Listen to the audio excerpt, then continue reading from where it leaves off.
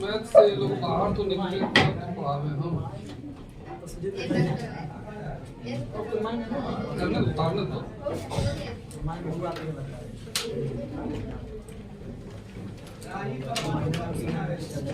पिछले क्लास में हम लोग चंद्रगुप्त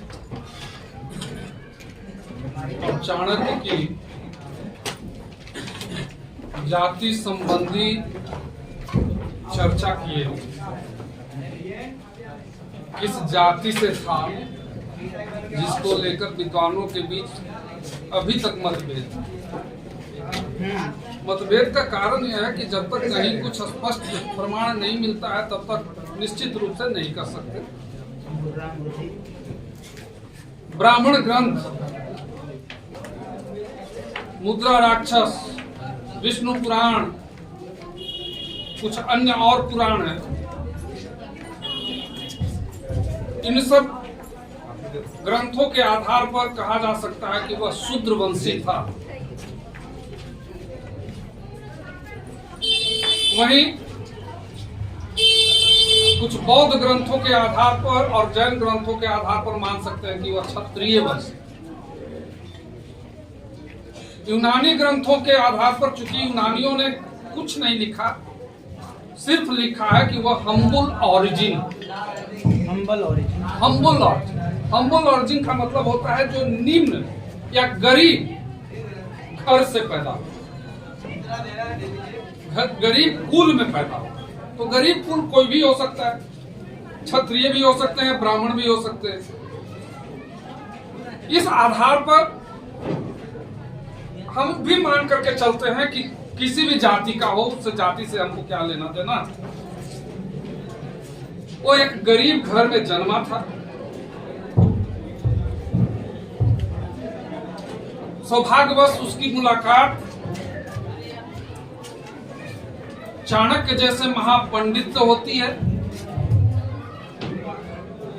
जिसे खरीद कर चाणक्य अपने साथ ले जाता है, तक्षशिला में सारी विद्याओं की शिक्षा देता है। और फिर इन्हीं दोनों ने एक सेना का निर्माण किया और मगध को पर विजय करने के लिए निकल पड़े। जिस समय मगध पर विजय की बात करने लगे, उसी समय सिकंदर का आक्रमण हो चुका था, यहां से वापस लौट रहा। कहा जाता है कि तक्षशिला में रहने के दौरान ही सिकंदर की मुलाकात या चंद्रगुप्त की मुलाकात सिकंदर से हुई थी। सिकंदर को उसने मगध के बारे में जानकारी दी थी कि मगध क्या है, और इसीलिए सिकंदर की सेना ब्यास नदी से आगे नहीं बढ़ी, पंजाब से ही वापस लौट गई।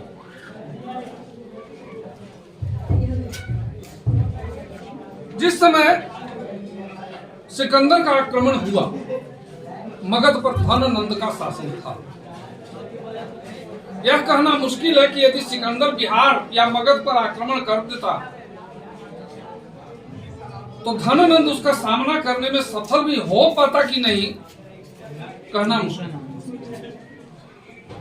हालांकि धननंद एक बहुत शक्तिशाली और ताकतवर शासक जरूर था। उसके पास बहुत बड़ी सेना थी, 6 लाख तो पैदल सेना थी, फिर रथ सेना और गज सेना जो थी अलग थी, लेकिन प्रजा का सहयोग उसे प्राप्त नहीं था। यह एक निष्ठुर शासक था, निर्दयी शासक था और प्रजा का शोषक शासक था, जिस कारण से प्रजा नाराज थी। धननंद से अपमानित होकर चाणक्य उसके यज्ञशाला से बाहर निकला था, यह कसम खाकर कि जब तक इस वंश को समूल नष्ट नहीं कर दूंगा तब तक वापस चोटी नहीं बांधूंगा। इसी लक्ष्य को लेकर के चाणक्य और चंद्रगुप्त दोनों बढ़ते हैं, पाटलिपुत्रा पर आक्रमण करते हैं, लेकिन उनकी पराजय होती है। फिर से वे किनारे जाते हैं और फिर किनारे को कहा जाता है कि बुढ़िया जो अपने बेटे या पोते को शिक्षा दे रही थी कि बीच से रोटी नहीं खाना चाहिए, नहीं तो हाथ जल जाएगा। इसी से चाणक्य एक शिक्षा लेता है और यह सोचता है कि हमने भारतवर्ष के बीच भाग पर आक्रमण किया, जिसके कारण हमारी पराजय हुई। हमें भारतवर्ष के किनारे से जीतते हुए केंद्र की ओर आना चाहिए, मगध की ओर आना चाहिए। और इसीलिए ये दोनों गुरु शिष्य जाते हैं और फिर भारतवर्ष के किनारों को जीतते हुए धीरे धीरे उनको मिलाते हुए संधि करते हुए एक बड़ी सेना का निर्माण करते हैं और तब मगध पर आक्रमण करते हैं। धननंद की पराजय होती है, मौर्य वंश की स्थापना होती है। लगभग 321 ईसा पूर्व में चंद्रगुप्त मौर्य गद्दी पर आता है। कौटिल्य इसका प्रधानमंत्री बना। कौटिल्य ने विश्व प्रसिद्ध एक ग्रंथ लिखा, अर्थशास्त्र। यदि अर्थशास्त्र को पढ़ें तो उसमें राजा का कर्तव्य निर्धारण किया गया है। कौटिल्य ने कहा है कि राजा का सुख सही सुख नहीं, राजा तभी सुखी है जब प्रजा सुखी है। कोई भी राजा तभी सही है जो प्रजा के दुख सुख में सहभागी होता है।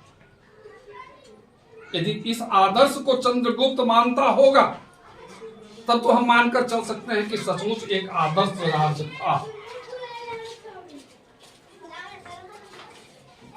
सेना की सहायता से चंद्रगुप्त ने अपने साम्राज्य का विस्तार उत्तर से दक्षिण तक किया।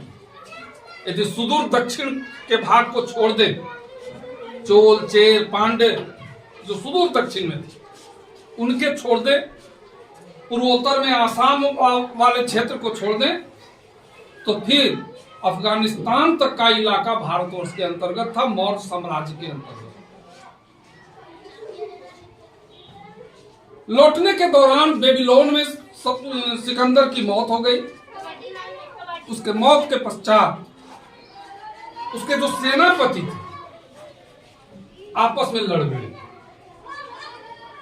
सिकंदर के साम्राज्य बंटवारे के लिए उनमें लड़ाई छिड़ गई। एक सेनापति था सेल्यूकस, जिसने बेबीलोन, ईरान और उत्तरी अफगानिस्तान, जिसे उस काल में बैक्ट्रिया कहते थे, अधिकार कर दिया और फिर अपना साम्राज्य विस्तार करते हुए हिंदुकुश पर्वतमाला तक, सिंध तक चलाया। लेकिन शायद वो भूल चुका था कि अब भारतवर्ष में पहले वाला शासन नहीं था। एक चक्रवर्ती सम्राट वहां शासन कर रहा था जिसका नाम चंद्रगुप्त मौर्य। सिंध तक जैसे ही उसकी सेना पहुंची, सेल्यूकस की, चंद्रगुप्त मौर्य अपनी सेना के साथ वहां पहुंचा। दोनों सेनाओं में युद्ध हुआ। संभवतः सेल्यूकस की पराजय हुई और दोनों वैवाहिक संबंधों में बंध गए। लेकिन किसने किसकी बेटी से शादी की कहना मुश्किल। कुछ ग्रंथ कहते हैं कि सेल्यूकस ने ही अपनी बेटी का विवाह चंद्रगुप्त मौर्य से किया और दहेज रूप में काबुल, कंधार, मकरान और हेरात का प्रदेश चंद्रगुप्त को दे दिया। इसके बदले में चंद्रगुप्त ने 500 हाथी उपहार में दिए सेल्यूकस को। ये हम मानकर चल सकते हैं, क्योंकि काबुल, कंधार ऐसे ही मिल जाना तो संभव नहीं था। उपहार में यदि सेल्यूकस देता है, इसका मतलब ही है कि उसने अपनी पुत्री का विवाह चंद्रगुप्त मौर्य से जरूर किया होगा। वैवाहिक संबंध में बंधे ये प्रमाण मिलते हैं भारतीय ग्रंथों में भी, बौद्ध ग्रंथों में भी और उधर यूनानी ग्रंथों में। तो इससे अनुमान हम लगा सकते हैं कि सेल्यूकस ने ही अपनी पुत्री का विवाह चंद्रगुप्त मौर्य से किया। इस तरह अफगानिस्तान से आगे तक का वह इलाका जिसे मुगल भी पूरी तरह प्राप्त करने में कभी सफल नहीं हुए, वे काबुल और कंधार तक ही गए थे और बहुत जल्दी अकबर की मृत्यु के साथ वो भाग भी निकल गया उनके हाथ से, और अंग्रेज तो कभी प्राप्त ही न कर सके। 200 वर्षों तक हमारे यहाँ अंग्रेजों का शासन था, लेकिन इन इलाकों पर अंग्रेजों का कभी शासन नहीं हुआ। उस इलाके को उस काल में चंद्रगुप्त मौर्य ने प्राप्त किया। इतने बड़े साम्राज्य का शासक चंद्रगुप्त मौर्य आगे अब साम्राज्य विस्तार तो करने की जरूरत विशेष नहीं थी। बहुत जल्दी कौटिल्य की सहायता से अपने प्रजा के बीच कुछ उत्तम कार्य करना शुरू किया। इतने बड़े साम्राज्य का प्रशासन चलाना कोई मामूली बात नहीं थी। उसने पूरे साम्राज्य को प्रांतों में बंटवारा किया। जो पश्चिमोत्तर का इलाका था उसे उत्तरापथ में रखा, जिसकी राजधानी तक्षशिला को बनाया। इधर पूर्वी प्रांत जिसको प्राची कहते थे, इसकी राजधानी पाटलिपुत्रा। पाटलिपुत्रा से आगे का जो क्षेत्र था वो तो फिर सम्राट अशोक के समय में आता है। तो 5 प्रांतों में इसने पूरे साम्राज्य को का बंटवारा किया। एक तरह से इसका शासन पूरी तरह केंद्रीकृत था, यानी सिर्फ चंद्रगुप्त का आदेश ही पूरे साम्राज्य में चलता था। फिर भी अर्थशास्त्र के नियमानुसार, जो अर्थशास्त्र हम देखते हैं कौटिल्य का, उसके सिद्धांतों के अनुसार यदि हम देखते हैं तो यह मानकर चलना पड़ता है कि सचमुच एक उच्चा आदर्श चंद्रगुप्त मौर्य ने रखा था। ब्राह्मण ग्रंथों, कलहन के राज तरंगिणी जो 12वीं सदी का एक ग्रंथ है, इन ग्रंथों के आधार पर हमें पता चलता है कि स्वयं अपने जीवन के अंतिम समय चंद्रगुप्त मौर्य ने जैन धर्म स्वीकार कर लिया था। बावजूद इसके सभी धर्मों को, चाहे वह बौद्ध हो, जैन हो, श्रमण हो या ब्राह्मण हो, हर धर्म को वह पूरी स्वतंत्रता दे रखा था, कोई भेदभाव नहीं करता था। अपने जीवन के अंतिम काल में चंद्रगुप्त मौर्य जैन धर्म स्वीकार किया। उसी समय मगध में 12 वर्षों का एक लंबा अकाल पड़ा। शायद जैन धर्म पढ़ने के दौरान आपको याद होगा, जब यहां से बहुत सारे जैन भिक्षु भद्रबाहु के साथ दक्षिण भारत चले गए, कर्नाटक के श्रवण बेलगोला। चंद्रगुप्त मौर्य भी उन्हीं के साथ गया था। गद्दी त्याग दी, अपने बेटे बिंदुसार को गद्दी दे दी और भिक्षुओं के साथ वह दक्षिण भारत जाता है, जहां जैन परंपरा के अनुसार निराहार रहकर अपने प्राण उत्सर्ग कर देता है। दक्षिण भारत में जैन धर्म के प्रचार का कारण यही एक माना जाता है। बिंदुसार लगभग 27 वर्षों तक शासन किया। कहा जाता है कि जब उसकी पैदाइश हुई, जन्म हुआ, तो उसके ललाट पर एक काला बिंदु था, जिसके चलते कौटिल्य ने ही उसका नाम, चूंकि कौटिल्य उसका भी प्रधानमंत्री था, बिंदुसार का, उसका नाम बिंदुसार रखा। बहुत सारे ग्रंथों से पता चलता है कि कौटिल्य ने बिंदुसार को समुद्र पर्यंत सम्राट बनाया। कहने का मतलब यह कि कोई हिस्सा अब नहीं बच गया था जिसे बिंदुसार ने प्राप्त नहीं किया। यह भी एक उदार शासक था। इसने आजीवक संप्रदाय को मान्यता दी और आजीवक धर्म मान लिया। यह जैन धर्म नहीं स्वीकार किया, बाप का धर्म नहीं माना, आजीवक उस समय एक संप्रदाय था, लेकिन दूसरे धर्मों पर अत्याचार भी नहीं किया। 27 वर्षों तक शासन करने के पश्चात लगभग 272 ईसा पूर्व में इसकी मृत्यु। तब इसका बेटा अशोक गद्दी पर आता है। एक परंपरा अनुसार माना जाता है कि अशोक अपने 99 भाइयों की हत्या करके गद्दी पर बैठा था। यदि आपको पटना जाने का कभी मौका मिले, अगम कुआं जाइए। अगम कुआं नाम सुना है? जाए, वहां एक कुआं वैसे लोहे के चारों तरफ से गेट लगा दिया गया है। देखे कुआं में झांकी हो, पानी नजर आता है।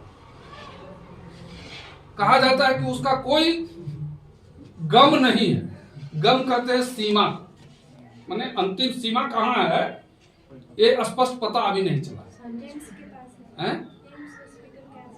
हाँ, इसीलिए उसका नाम पड़ा अगम कुआं।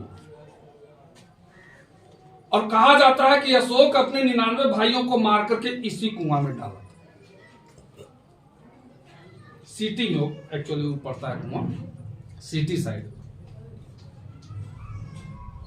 कहानी में कहां तक सत्यता है कह नहीं सकते, चूंकि भारतवर्ष के किसी भी ग्रंथ में, चाहे बौद्ध ग्रंथ हो, जैन ग्रंथ हो या ब्राह्मण ग्रंथ, इस घटना का उल्लेख कहीं नहीं। इस घटना का एकमात्र उल्लेख है श्रीलंका के बौद्ध ग्रंथ महावंश में। उसमें कहा गया है कि अपने गद्दी प्राप्त करने के लिए सम्राट अशोक ने 99 भाइयों की हत्या की थी।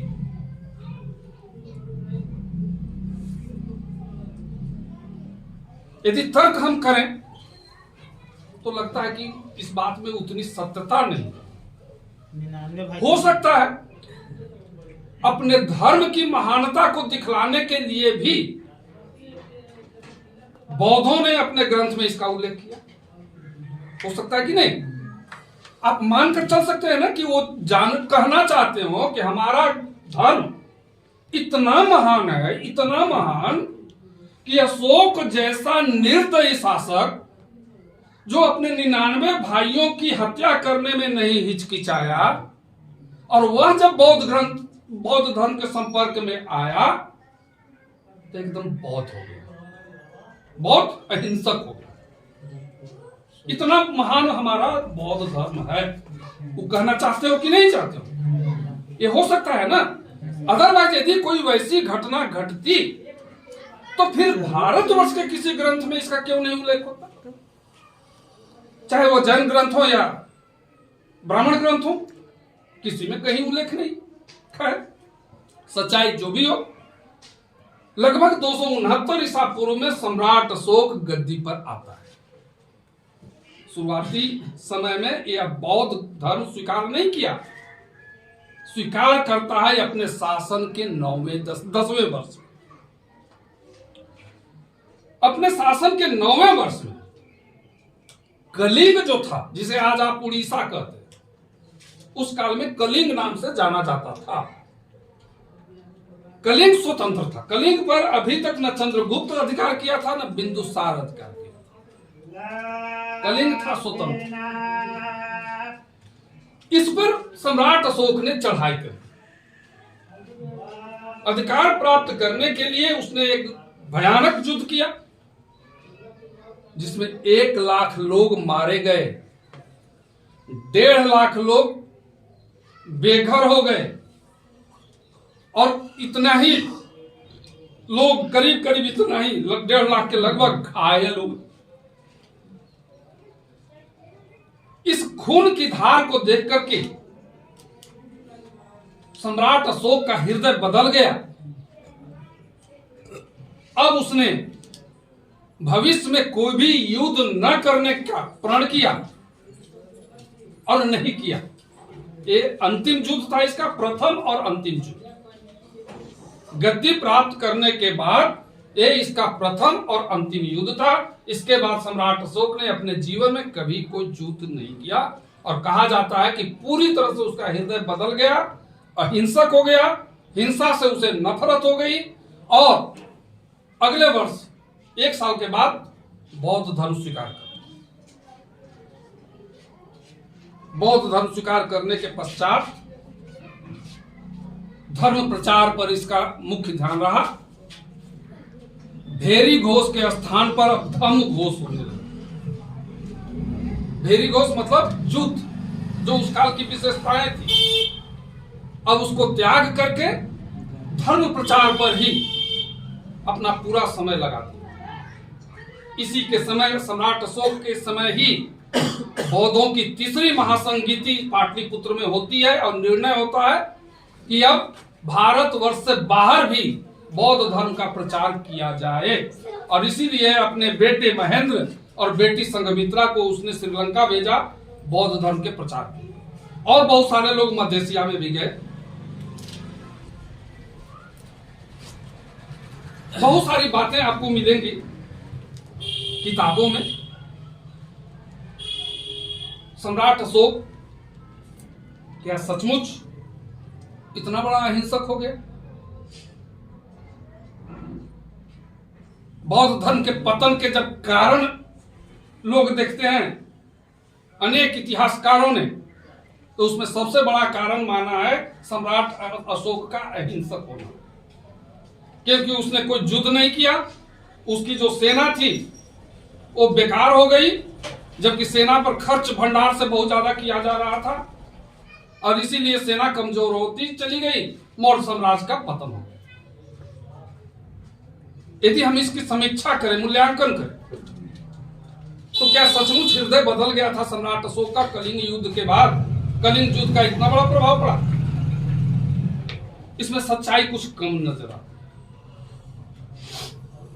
सबसे बड़ी बात यह कि यदि सचमुच कलिंग युद्ध से ही उसका हृदय बदला, तो जिस कलिंग को लेकर के इतना बड़ा युद्ध हुआ, उस कलिंग को तो सम्राट अशोक स्वतंत्र कर देना चाहिए था। फिर उसको अपने अधिकार में बना करके क्यों रखा? मौर्य साम्राज्य में क्यों शामिल किया? एक बात है ना। दूसरी बात, अब अहिंसक हो गया, भेरी घोष के स्थान पर धम्म घोष होने लगा, तो फिर सेना की क्या जरूरत थी? वो जो चंद्रगुप्त मौर्य के समय वाली 6 लाख सेना थी, वो आज भी थी, सम्राट अशोक के समय में भी थी। उससे त्याग देना चाहिए था। अब तो युद्ध की जरूरत नहीं थी, तो सेना क्यों रखा हुआ था? तीसरी बात, फांसी की सजा जो चंद्रगुप्त मौर्य के समय थी, बिंदुसार के समय थी, सम्राट अशोक के अंतिम समय तक रह गई। जब अहिंसक हो गया था, हिंसा से इसको वितृष्णा हो गई थी, तो फिर लोगों को फांसी पर चढ़ाने की तो जरूरत नहीं थी। फिर वो फांसी की सजा क्यों बरकरार रखा? चौथी बात, अब भी सम्राट अशोक कुछ आटविक जातियां थी, जंगली जातियां कहा जाता है। जो आज का बुंदेलखंड है, वहां से उड़ीसा तक का जो भाग था, आटविक भाग था। यहाँ के जंगली जातियां कुछ दिक्कतें पैदा कर रहे थे। उनको थ्रेटनिंग देते हुए सम्राट अशोक कहता है कि आप सुधर जाएं, वरना अभी सम्राट बदला नहीं है। इसका क्या शब्दार्थ निकलता है? शब्दार्थ यही निकलता है कि सम्राट अभी वही है, कलिंग वाला है। यदि ज्यादा इधर उधर करेंगे तो फिर सैनिक कार्रवाई करने में हमको देरी नहीं लगेगा। स्पष्ट है कि ये तो हृदय बदलाव के तो संकेत नहीं है। अच्छा, इससे भी बड़ी बात, सम्राट अशोक यह तो कहता है कि अब हमारे राज्य में जो पशु हिंसा होती थी उस पर हम रोक लगा दिए हैं। हमारी पाठशाला में केवल 2 मोर और 1 हिरण अभी मारे जाते हैं। भविष्य में उनकी भी हत्या पर रोक लगा दी जाएगी, लेकिन भविष्य में उन पर रोक लगी कि न लगी, यह तो कहीं प्रमाण नहीं मिलता। तो हम मानकर चल सकते हैं कि आज भी उस रसोई खाने में 2 मोर और 1 हिरण तो मारे जाते थे रोज। ये कौन सी अहिंसा थी? स्पष्ट यह, सम्राट अशोक अहिंसक हुआ, लेकिन ये उसकी राजनीतिक जरूरत थी। जहां तक संभव था, मौर्य साम्राज्य का विस्तार हो चुका था। अफगानिस्तान तक का इलाका समुद्र तक का भाग मौर्य साम्राज्य के अंतर्गत था। तो सिकंदर की तरह आधी दुनिया का पर अधिकार तो संभव नहीं था। सम्राट अशोक इस बात को जानता था। और इतने बड़े साम्राज्य पर पाटलिपुत्रा से शासन करना, जबकि न तो यातायात के कोई विशेष साधन थे, न ही संचार की सुविधा थी, उतना संभव तो था नहीं। अब इसने एक पॉलिसी अपनाई कि जो साम्राज्य है उसी को सुरक्षित रखा जाए, और इसीलिए जो उसके पड़ोसी देश हैं उनके साथ मैत्रीवत संबंध बनाया। और शायद इसी कारण से उसने श्रीलंका में अपने बेटे और बेटी को भेजा धर्म प्रचार के नाम पर, और अन्य देशों में भी धर्म प्रचार करवाने की कोशिश की। और सभी जो पड़ोसी थे अशोक के साथ मैत्री संबंध बना करके इसीलिए रखे मौर्य साम्राज्य सुरक्षित रहा। ये उसकी राजनीतिक कारण था। जबकि बहुत सारे ग्रंथों में, बहुत सारे किताबों में, इतिहास की किताबों में आप पढ़ेंगे कि सम्राट अशोक का हृदय कलिंग युद्ध के बाद पूरी तरह से बदल गया। अशोक पूरी तरह से अहिंसक हो गया। खैर, सम्राट अशोक लगभग 232 ईसा पूर्व तक शासन किया। धर्म प्रचार के लिए इसने पूरे देश में, पूरे साम्राज्य में स्तंभ लेख लगवाया। उसके स्तंभ को आप देखें तो मौर्य काल की कला का चरमोत्कर्ष पाते हैं। गुफालेख, स्तंभ लेख और कुछ लघु शिलालेख आपको आज के बांग्लादेश से लेकर के अफगानिस्तान तक मिलेंगे। एक ही पत्थर का काटा हुआ एकास्मक स्तंभ इसको कहते हैं, मोनोलिथिक। पूरे पहाड़ में से एक पत्थर को तराशना टनों के हिसाब से वो भारी है। और कैसे उसको पाटलिपुत्रा से बांग्लादेश या अफगानिस्तान तक ढो करके ले जाया गया सुरक्षित, अभी तक आश्चर्य लगता है। हो सकता है नदी मार्ग से ढो करके ले जाया गया हो, नाव द्वारा। अपना आदेश इन्हीं स्तंभों पर खुदवाकर पूरे साम्राज्य में अधिकारियों को आदेश दिया, प्रजा पर किसी तरह का जुर्म नहीं ढाया जाना चाहिए। हो सके उनकी गलतियों को माफ किया जाए, लेकिन बार बार यदि वो गलती को दोहराते हैं तो उनको पकड़कर कैद कर लिया जाए, लेकिन अमानवीय व्यवहार नहीं किया। और जिसको कैद किया जाए उसके परिवार को पूरा ध्यान रखा जाए। आज हो रहा है ना कि आप मोदी जी के खिलाफ बोल दिए तो ईडी और सीबीआई लग गया, दूसरा दिन आपको अरेस्ट होकर के यूएपीए लगा करके एक्ट और जेल में बंद कर दिया गया। आपका कोई अपराध नहीं है, मत रहे अपराध। मोदी जी के आप आलोचना कर दिए, ये क्या कम मामूली अपराध है? पर भारत के प्रधानमंत्री हैं, इतने बड़े राज्य देश के प्रधानमंत्री, महान देश के महान प्रधानमंत्री, उसकी आलोचना, ये तो देश के खिलाफ वाली बात है। तो आप तो अरेस्ट हो गए। अब कितना दिन सड़िएगा इसका भी कोई मतलब नहीं है। आपका पूरा परिवार बर्बाद हो रहा है, इसे भी कोई देखने वाला नहीं है। हम वहां न जाए। उस काल में सोचिए सम्राट अशोक कितना महान था। इतना ख्याल रखा कि यदि कोई अपराधी बार बार अपराध करता है तो उसको अरेस्ट करो, कैद में डालो, लेकिन उसके साथ भी अमानवीय व्यवहार नहीं होना चाहिए। और साथ साथ उसके परिवार का भी ध्यान रखा जाना चाहिए ताकि वो कोई भूख से न मर जाए। इतना ख्यालात तो था उसमें। प्रजा के प्रति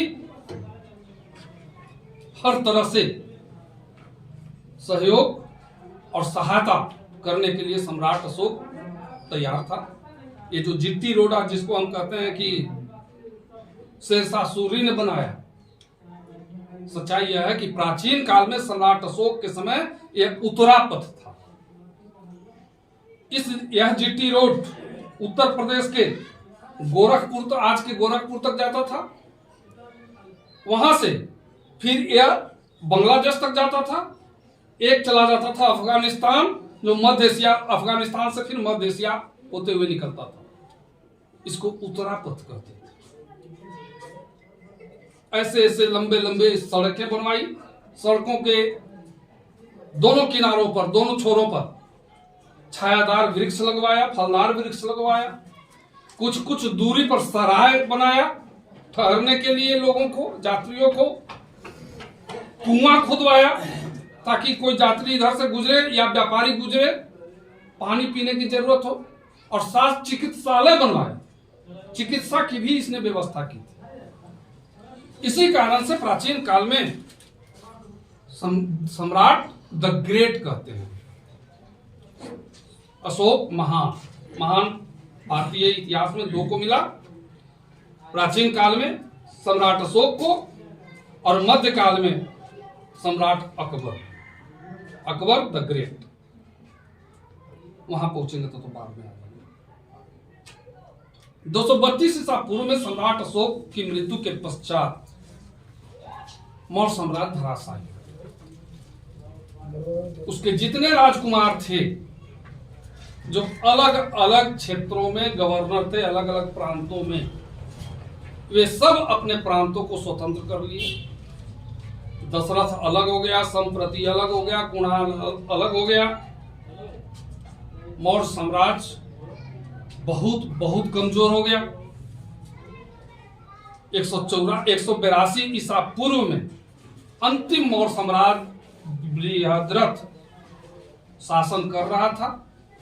वह अपनी सेना का निरीक्षण जब कर रहा था, उसी समय उसका सेनापति पुष्यमित्र शुंग ने हत्या कर दी और गद्दी पर अधिकार करके शुंग वंश की स्थापना। यहां से एक नया वंश चलता है, शुंग वंश। प्रशासनिक व्यवस्था जो मौर्य काल का है, बहुत विस्तार में है। सामाजिक व्यवस्था क्या थी, आर्थिक और राजनीतिक व्यवस्था, प्रशासनिक व्यवस्था, इसको हम लोग दूसरा